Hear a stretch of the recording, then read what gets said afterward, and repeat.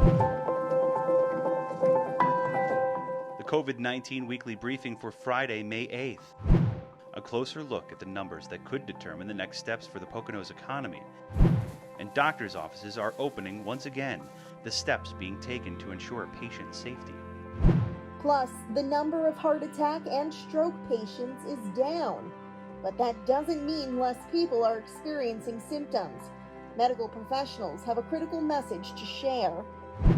And coping with the crisis, how mental health continues to be an important focus this month. Good morning, everyone. Thank you for joining us live, online, and on air for this COVID-19 weekly briefing. I'm Chris Barrett for the COVID-19 briefing team, now in our 5th week. This week, we again have timely information for our viewers, and we hope you'll be able to share this if you're streaming live on Facebook or on YouTube. We want to thank Ridge Cable TV13, East Stroudsburg University for partnering with the Pocono Mountains Visitors Bureau to bring you this program. Remember, you can get up-to-date information at our website, poconomountains.com/COVID-19. First, let's take a look at the numbers. This week, we will review our weekly case numbers as well as look at the 14-day case calculation for the Northeast region and then the Pocono Mountains. A target goal for reopening, the red, yellow, and green phases, has been set at having fewer than 50 new confirmed cases per 1,000 population, reported to the PA Department of Health in the previous 14 days. So, for example, an area with a population of 800,000 people would need to have fewer than 400 new confirmed cases reported the past 14 days to meet the target. An assessment will determine if the target goal has been met. While state officials have made it clear these are not the only metrics that they will determine if the area can move from yellow, then green. It's interesting to note the data points to about a month longer wait to reach that benchmark for the yellow phase for the entire Northeast region. While if our 4 counties in the Pocono Mountains are considered alone, we could have the right number of cases this month to qualify for the yellow phase if the statistics hold. Governor Wolf is expected to announce today which counties will be moving to yellow next week, in addition to 24 counties moving to yellow today. Again, this information is at poconomountains.com/COVID-19. Joining us again are the presidents of the Lehigh Valley Hospital, Elizabeth Wise, and St. Luke's Hospital Monroe campus, Don Seipel. Don, great to have you again. Chris, good morning. Good morning to the Poconos. You know, I've continued to see signs of hope this past week. The number of new COVID-19 cases in our region continues to decline nicely. Over the last 2 weeks, the rate of new cases in Monroe County has been cut in half. And in the Poconos, Carbon, Wayne, Pike, and Monroe counties, the rate has been reduced by nearly 40%. The number of patients being hospitalized also continues to decline, and for the first time in over 7 weeks, we do not have a COVID patient on a ventilator. I have to say, woohoo, this is something worth celebrating.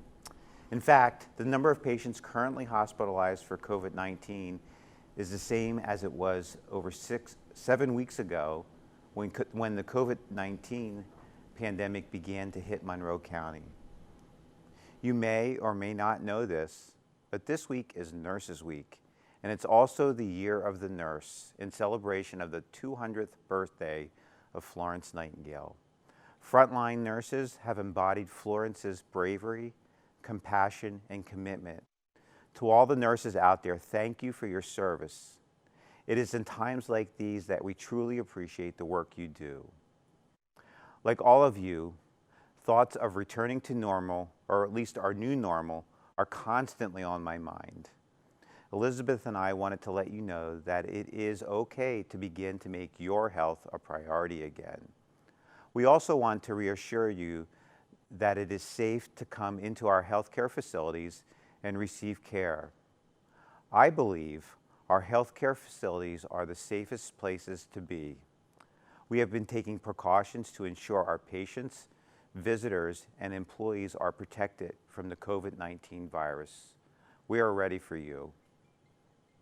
As I have done the last couple of weeks, I want to thank all of you for doing your part in masking and practicing social distancing.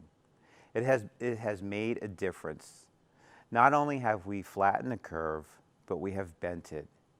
If we continue to practice these simple measures, we can continue to reduce the spread of COVID-19 in our community, begin to return to our new normal, and coexist with the virus for the foreseeable future. This week, I would like to give a shout out to our frontline healthcare providers working in our nursing homes. Many times their work is unappreciated. Thank you for your commitment and bravery in caring for your patients. I want to wish you the best this weekend, and I want you to make a big fuss over all the moms out there. Happy Mother's Day and be safe. Weeks after closing many of the clinics and medical facilities throughout the Poconos due to COVID-19, Lehigh Valley Health Network and St. Luke's University Health Network are back open for patients, just with a new emphasis on following public health guidelines meant to stop the spread of coronavirus. There's definitely a new normal everywhere you go, and it includes everybody here at the Lehigh Valley Health Network as well. LVHN practice manager Joe Panzer showed us around the medical facility here in East Stroudsburg just days after the health network reopened its offices to patients. We have a couple of signs, one that shows that the room has been sanitized for patients coming in, and then once they leave, when they leave the room, the sign will be flipped. Panzer explains all the precautions taken to make it safe for the patients and the healthcare staff from start to finish of the visit. When you come to our offices, we'll ask you to call into the office and let us know that you're here. We'll then have you come inside, and we'll take your temperature and ask you questions related to COVID-19, whether you've been sick, whether you have a cough, whether you've traveled out of state. While Lehigh Valley health practices are trying to use waiting rooms as little as possible, the rooms are now laid out to maintain social distancing.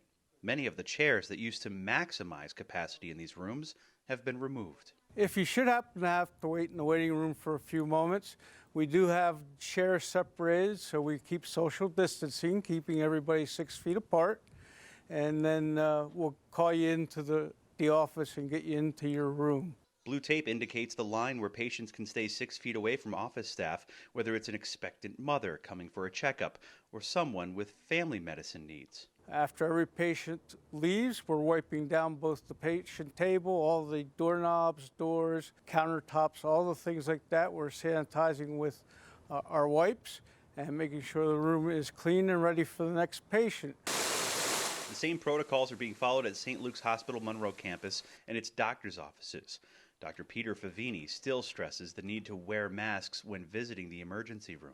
We've developed tremendous processes. So we went to universal masking, so masking us and masking the patients. If the patients show up and they don't have a mask, we can mask the patients. So that really reduces infectivity for the ability to get the virus or to transmit the virus. Here at St. Luke's, waiting to be seen by a medical professional has changed as well. For one thing, there's more space available as there are fewer people seeking treatment. And then we really have spaced out any kind of waiting. We try to bring people right back to a private room and they're in a separate room by themselves, but we try to space out any waiting. We've even had people who preferred to wait in their car. We would call them in once their room was available. These doctors, nurses, and medical staff still offer visits by phone, but are now offering face-to-face visits in order to provide the best care possible, while staying on top of the latest guidelines to keep everyone safe. Jim Hamill for the Pocono Television Network. Thank you, Don. We're thankful to have a return to face-to-face visits for so many who need to seek medical care in the Poconos. Elizabeth, always great to have you here. Can you update us on what's going on in your world? Yeah, I'd be happy to do so. So thank you, Chris and Don. And I also do want to echo Don's sentiments and wish a happy Mother's Day to all the mothers out there, including my own, who's in Florida and would love to be back in her home in Delaware. And also just thank you for the many sacrifices that you've made during the years. So it's a pleasure to be here. As I announced last week, starting May 1st, Lehigh Valley Health Network began reopening more than 50 physician practices and select express care locations across the region. As part of that shift, there are specific steps we're taking to make our offices and healthcare centers COVID safe when you receive either elective surgery or visit an LVPG practice. Specific examples of those actions will be highlighted later in this program. I'm also pleased to note that Lehigh Valley Health Network has returned to 70% of pre-COVID patient numbers, demonstrating the confidence that our patients have in our updated approaches, as well as their commitment to prioritizing your health. In fact, since May 1st, there have been over 3,221 visits at all of our physician practice locations, including the Poconos, which includes in-person and virtual visits. And if you would allow me to do so, I'd like to provide a personal example that I did get consent from my husband to share with you. He recently postponed a test that needed to be done for his health, and this week re-entered Lehigh Valley Hospital Pocono for the needed testing that he had been putting off. I'm happy to report, because I did ask him how did it go, how impressed he was with the process from start to finish, how comfortable he was, how safe he felt, the explanations that were offered by the technician performing the procedure. So we treat everyone that we care for who walks through our doors like family, yet really this was the most literal of terms. It certainly also helps in moving forward this new normal for routine patient care, as COVID-19 cases are flat or declining in Monroe County.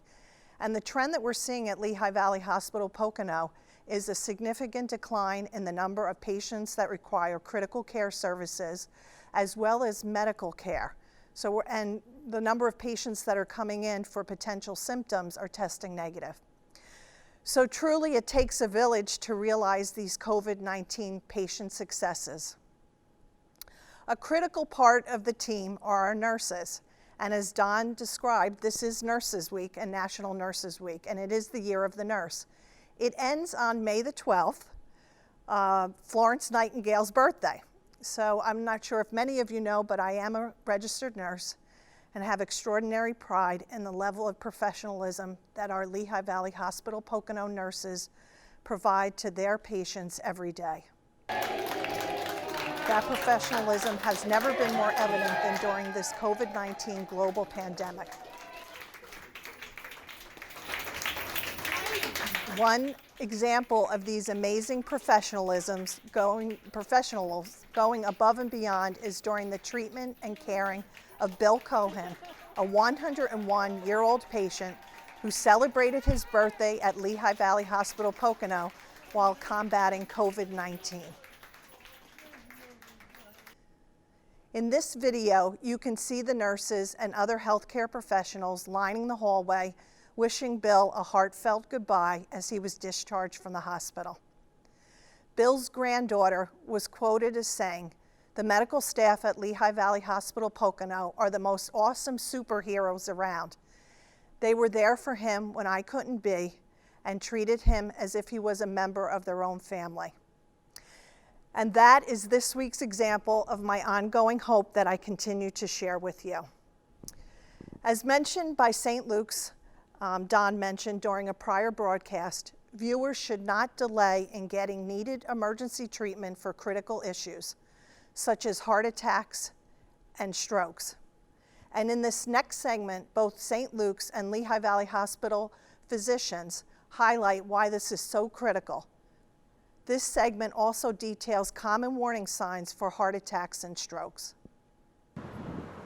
Due to COVID-19, emergency rooms and medical facilities aren't busy like usual. We've seen a lot less patients come in to the hospital for any reason. There's especially a drop-off in patients with stroke and heart attack symptoms. But that doesn't mean there are less people experiencing these emergencies. We have to conclude nationally that patients are either afraid or hesitant to come into the emergency room. Doctors with St. Luke's University Health Network and Lehigh Valley Health Network agree that people should not be afraid to seek in-person treatment. The number of infections in the hospital and in our community has gone down in the last couple of weeks, which should make people more comfortable to come back and get treated appropriately. Especially when minutes, even seconds, count.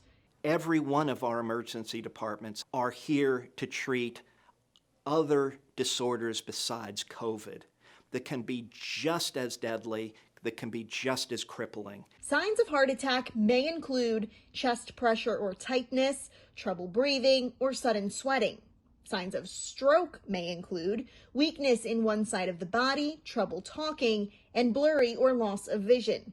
These serious symptoms cannot be ignored or treated over the phone. It will be impossible just by talking to someone to tell if their chest tightness is due to COVID-19 or due to a heart-related issue. Medical professionals want to assure you hospitals have many additional precautions in place to ensure safety. For example, everyone is pre-screened at the door for COVID-19 symptoms, and COVID-positive patients are kept far away from everyone else. I do think that it's going to be normal again, but it's going to be a new normal. It's not going to be like it was before, where you go to a doctor's office and you're in a waiting room with 40 other people. It's not going to happen.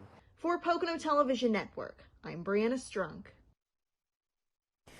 Thank you both. We'll be joined by some panelists with mental health advice a bit later in the program to discuss how to cope with COVID-19. First, I'd like to share an update on where the tourism industry is with respect to preparation to reopen to the public when the time is right. We have put together an operations task force made up of business leaders, point people at various properties with the goal of being prepared to implement the necessary policies and procedures in accordance with state and health guidelines. The Pocono Mountains Visitors Bureau has created a website that provides resources for reopening the Poconos. It's at poconomountains.com/reporting. There are printable posters, guidelines for various types of businesses, as well as information on personal protective equipment, or PPE, and disinfecting and cleaning. The task force has developed something called the Pocono Promise, which will be our pledge as a region and each individual business to abide by these public health guidelines and exceed them. More on that next week. Now, coping with COVID, you and your mental health. This is Mental Health Awareness Month, and last week we had 4 panelists help us understand some of the ways we can help ourselves get through a very difficult time. Today we welcome Dr. Patrick McMunn, Professor of Psychology at East Stroudsburg University, and Valerie Case, MS, Sales Manager at the PMVB, also has a degree from Moravian College in Psychology and Sociology. Well, it's so great to have both of you here today. Last week we really didn't commit as much time as we should have. So, Pat, I'm going to go to you first. What is your concern now with COVID-19 and everybody just sheltering in place here in the Poconos? What are your concerns? Well, first of all, thank you for having me here, Chris. One of the things that I'm seeing in my practice as a therapist and amongst my students is this almost failure to, feelings of failure that they're not meeting the status quo. We're constantly bombarded by social media and television of what we should do, and they're great tips and tricks for people that are able to follow them, but sometimes it sets an expectation that people feel like maybe I'm not doing what I should be doing. Maybe I'm not cooking, maybe I'm not caring for my kids and teaching them enough. Which really wreaks havoc on the person's self-esteem. So what I do with my clients and my students is teach techniques called mindfulness. And basically what that is, it's a mental state that's achieved by focusing one's awareness on the now, on today, on what they're feeling and what their thoughts are, and even some of their bodily sensations. But above everything else, I mean, it's a really long technical process and it takes a lot of practice, but at a very basic level, it's teaching people to just take pause for a moment and be aware that they've lost something. Maybe they've lost connectivity to family members and friends. Maybe they've lost a job or an income. Maybe they've lost liberty. They're not able to go out and do the things that they wanted to do. And these are very sad things for people. So it's very similar to people that experience a loss of a loved one. So taking a moment, if it's a couple extra minutes or maybe an hour extra in bed just to relax and allow yourself to feel sad is part of the healing process to moving towards acceptance, which is where we want to be when dealing with any kind of loss. So Pat, we have Valerie here. So Valerie has 2 children, wonderful, beautiful children, by the way. They are. But and you have a background. You were a caseworker for many years. I was a caseworker. I ran a crisis residence for many years. Yes. So what struggles have you really encountered? Anything that Pat has talked about? I think similar to what Dr. McMunn said was we're comparing ourselves, especially the moms. We're on Facebook, we're on Instagram, we're on Pinterest. We're seeing all of these moms doing these, amazing meals, and they're putting together these craft projects for their kids, and some of us are just barely holding it together while we've taken on additional roles. So now we're trying to be mom and friend in some circumstances and teacher. And you're working too, right? And a lot of us are still working as well. So trying to balance all of those things and having that acceptance of this is our normal now, and we're doing the best that we can in every moment. And I think that's the message that we as parents can really role model for our children, is just continue to show them that we're doing the best we can in each moment. Because for them, our kids don't have the same emotional and rational capacity that we as adults have, hopefully. So we really need to be that role model for them to help them understand that there are things to grieve right now. They don't have their friends, they don't have their teachers, they don't have that routine that they're used to having every day. So Pat, you talked we've heard this a lot, the new normal. What do you think that's going to mean? What does that look like 3 to 6 months from now? Well, it's hard to say. We don't know.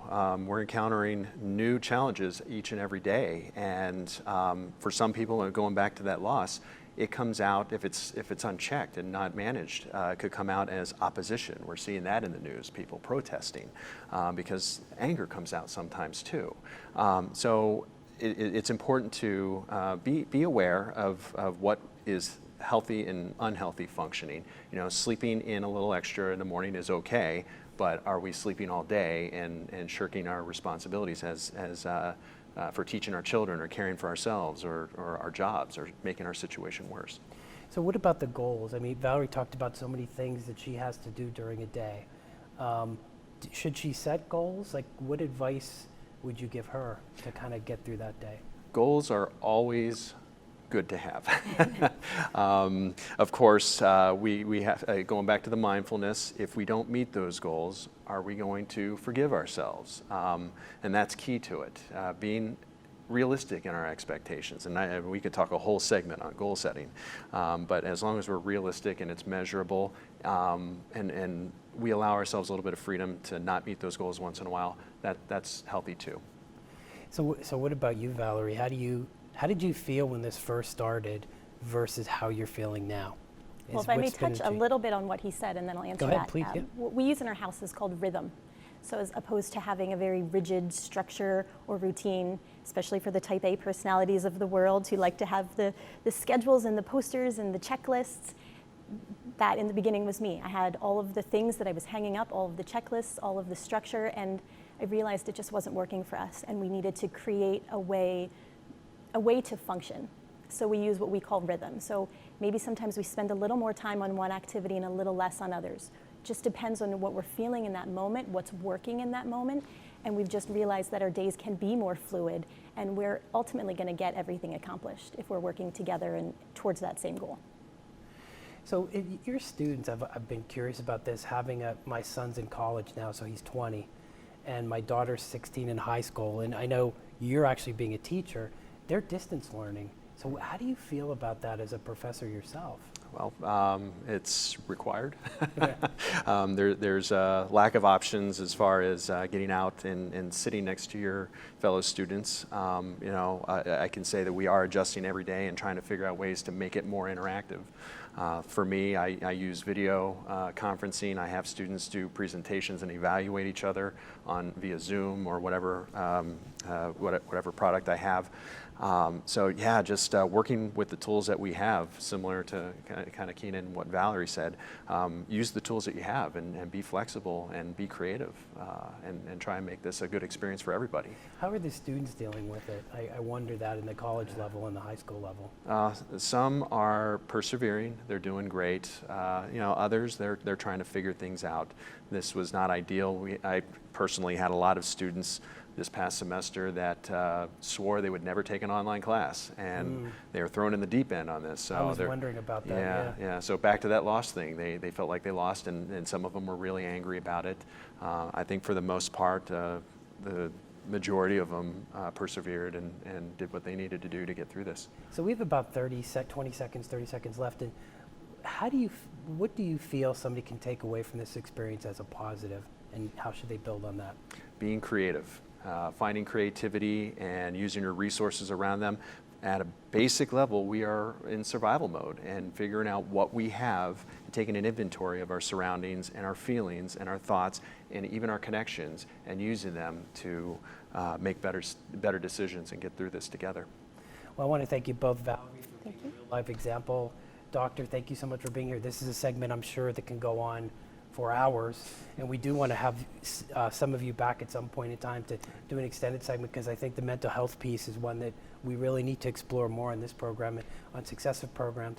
So you're watching the COVID-19 weekly briefing here on the campus of East Stroudsburg University, brought to you by the Pocono Television Network and Blue Ridge Cable TV13. We want to thank Kim Bell, the general manager of TV13, and Zach Booth. An additional thanks to Kurt Burton from ESU and our crew here. We appreciate everything that they do for us. You can also watch this live, streaming on YouTube and afterward on PoconoMountains.com/COVID-19. We'll be back next week with more guests and more updates for you. Before we go, a new segment this week. We asked our friends and neighbors a simple question. What was a good thing that happened to you last week? We hope that you find it as interesting as we did. Remember, when you encounter a frontline hero, say thanks, as they are risking their health for us every day, in both good times and right now bad. I'm Chris Barrett. Thanks for watching. We had a patient down at the hospital that I got to be part of the celebration. He turned 101 on Sunday, and he came into the hospital, wasn't feeling well, was diagnosed with COVID-19, and he was released. And so we lined the halls and sang happy birthday to him. The staff asked him what kind of cake he wanted for his birthday, and he said he wanted ice cream cake, so we made sure he got an ice cream cake as well. But to see a 101-year-old gentleman get released from the hospital is quite an accomplishment for him and the staff here at Lehigh Valley Health Network. The outpouring of support from the community is pretty amazing. You get into medicine with the hope of helping people, and you feel like you hopefully help someone every day. But the appreciation of that, my neighbors coming out with signs, people donating food, and just the phenomenal respect we've received for doing our jobs. We feel it's doing our jobs, but people appreciate that. They understand we're putting ourselves at risk. So that's the nicest thing that's really happened through this epidemic for us.